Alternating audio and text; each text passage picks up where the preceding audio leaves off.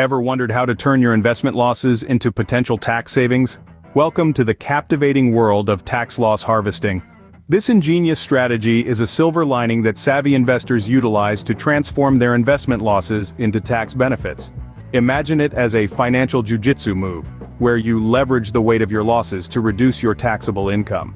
Tax loss harvesting is not a magic bullet to erase all your financial woes, but it's a strategic tool that could potentially save you a significant amount in taxes. This strategy is particularly beneficial for small investors and small business owners.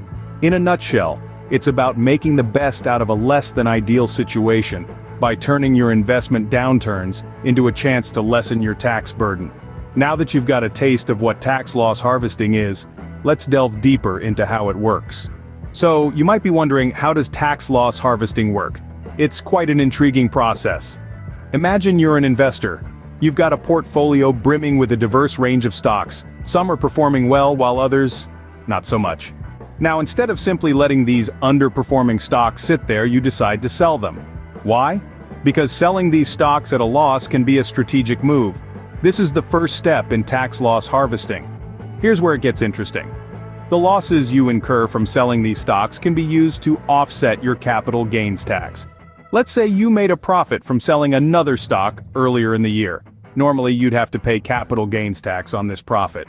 But if you've also sold stocks at a loss, you can use this loss to offset the tax on your gain. This way, you're essentially reducing the amount of tax you owe. But that's not all. If your losses exceed your gains, you can use the remaining losses to offset your ordinary income tax. For instance, if you're in the 25% tax bracket and you have $1,000 in losses, you could potentially reduce your taxable income by $1,000. In this case, you'd save $250 in taxes, which is 25% of $1,000. And what if you still have losses left over? Well, these can be carried over to offset future gains. So if you make a profit on your investments next year, you can use the losses you've incurred this year to reduce your tax bill then. This carryover can continue indefinitely until you've used up all your losses. It's important to note, though, that tax loss harvesting should be done strategically. It's not about selling off all your underperforming stocks without thinking. You need to consider factors like your overall investment strategy, your tax bracket, and your future income prospects. And that, in a nutshell, is the process of tax loss harvesting. But remember, with every financial strategy, there are certain measures and thresholds to consider. Scene script. Thresholds play a crucial role in tax loss harvesting. But how do you determine your thresholds, especially with 2023 around the corner? To begin with, consider your tax bracket. The higher your tax bracket, the more you stand to gain from tax loss harvesting. Next, take into account the size of your portfolio.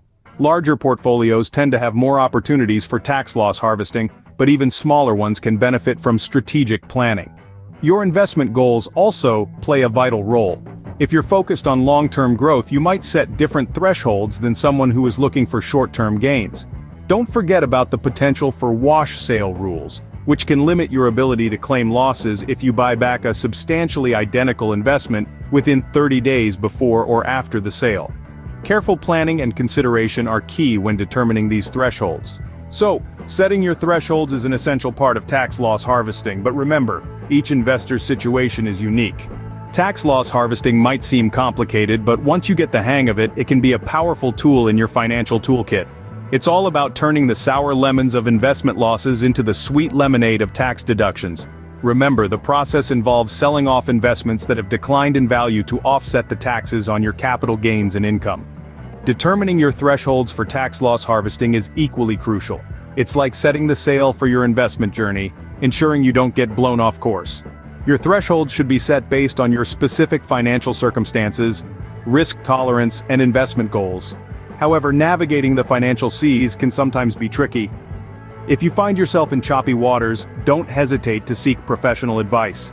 Financial advisors and tax professionals can help you steer clear of potential pitfalls and maximize your tax savings. Remember, a smart investor is an informed investor, so keep learning, keep exploring, and you might just turn your losses into gains. Until next time, keep harvesting those tax losses.